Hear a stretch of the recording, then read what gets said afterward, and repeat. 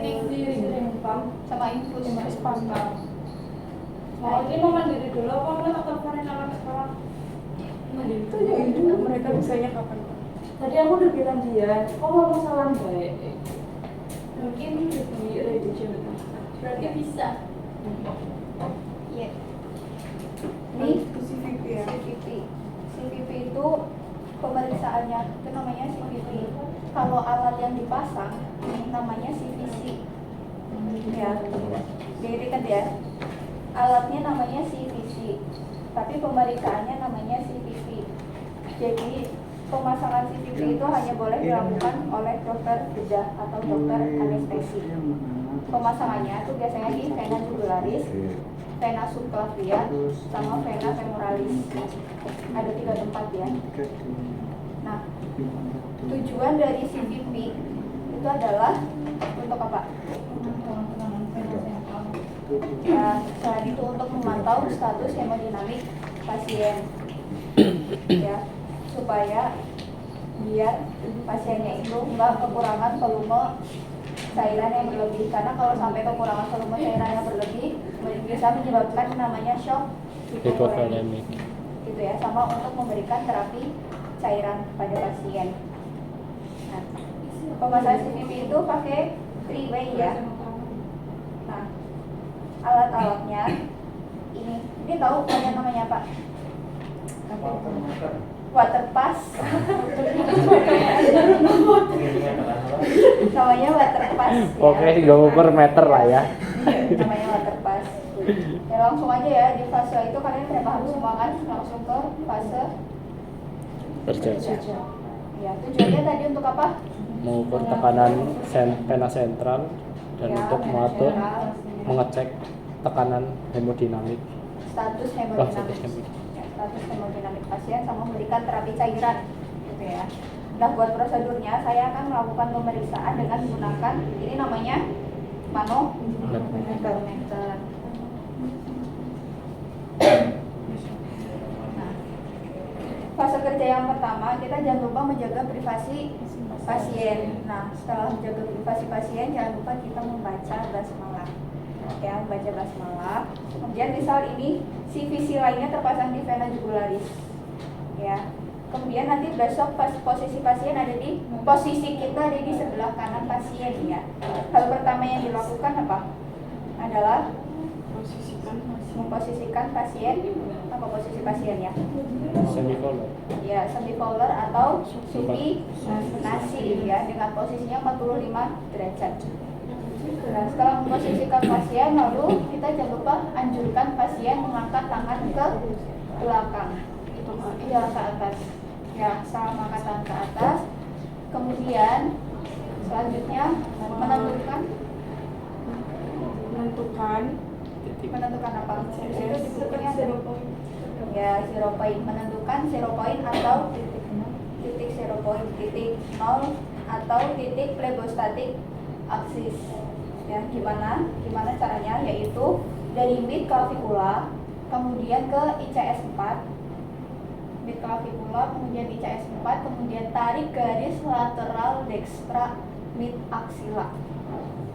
Coba tidak bahas sendiri. Ya, mid clavicula, kemudian cari ICS keempat, tarik garis lateral dextra mid axilla.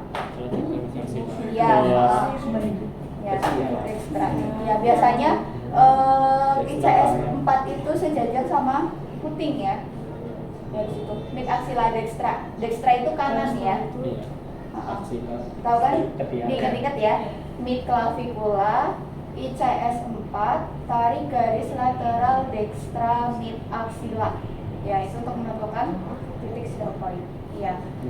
Setelah ketemu nih, baru kita tandai dengan menggunakan spidol. Ya, setelah itu baru kita sejajarkan manometer ini di titik yang udah kita tandai tadi. Ya. Di titik. Misalkan di sini. Nah, kalau misalkan dirasa ini sejajar apa enggak, kita bisa menggunakan ini yang namanya tadi apa? Water pass. Jadi kita sejajarkan gini. Kalau misalkan gelembungnya ada di tengah, itu berarti artinya dia udah sejajar. Ini ya. Gitu. Kalau udah, anggap aja ini CVC lainnya sudah terpasang di pasien ya. Masih kita ke sini. Nah, di sana.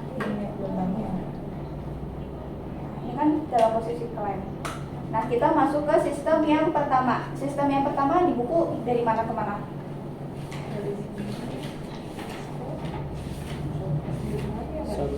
Ya, mengalirkan aliran infus ke pasien atau CVC lain ya. Berarti yang ditutup aliran yang kemana? Manometer ya. Yang ditutup, terus ini jangan lupa dibuka.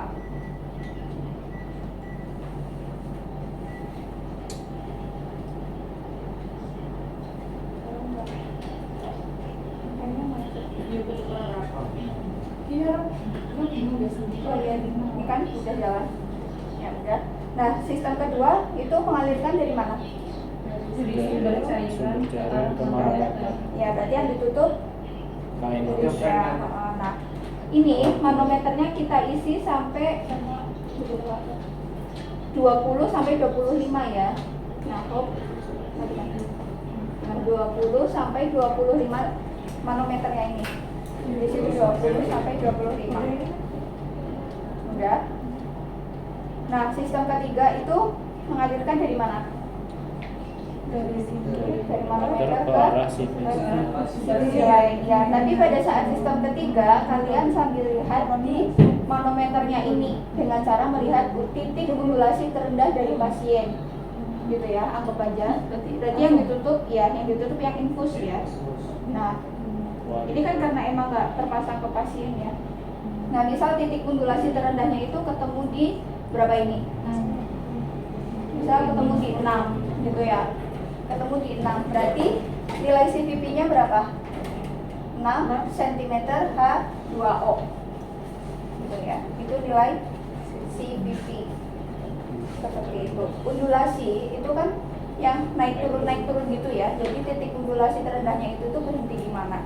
Kenapa bisa ada undulasi? Itu karena kan ini CVC-nya itu kan terpasang di pasien di vena jugularis atau vena femoralis atau vena subclavia.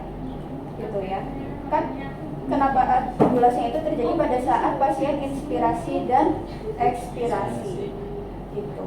Jadi kan tarik nafas, buang nafas gitu. Jadi kenapa ada undulasi gitu ya. Nah, dan perlu didokumentasikan apa? Yang perlu didokumentasikan yaitu adalah nilai CVP-nya. Nilai CVP pasien adalah 6 cm H2O.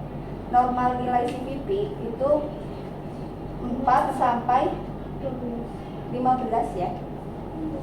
Iya, kemarin kalau nggak salah Pak Hadid pas simulasi bilangnya 4 sampai 15. 4 sampai 15 cm H2O. Apabila nilainya kurang dari 4 atau lebih dari 15, itu menandakan pasien adanya kekurangan volume cairan atau kegagalan jantung pada pasien. Buat ngerekam dia. Gitu ya. Enggak. Oke, udah paham tentang CVP? Ya, nanti langsung aja mandiri ya. Yang itu langsung Yang selalu dulu. Ini langsung mandiri atau nunggu? Oh iya, benar. Langsung mandiri aja.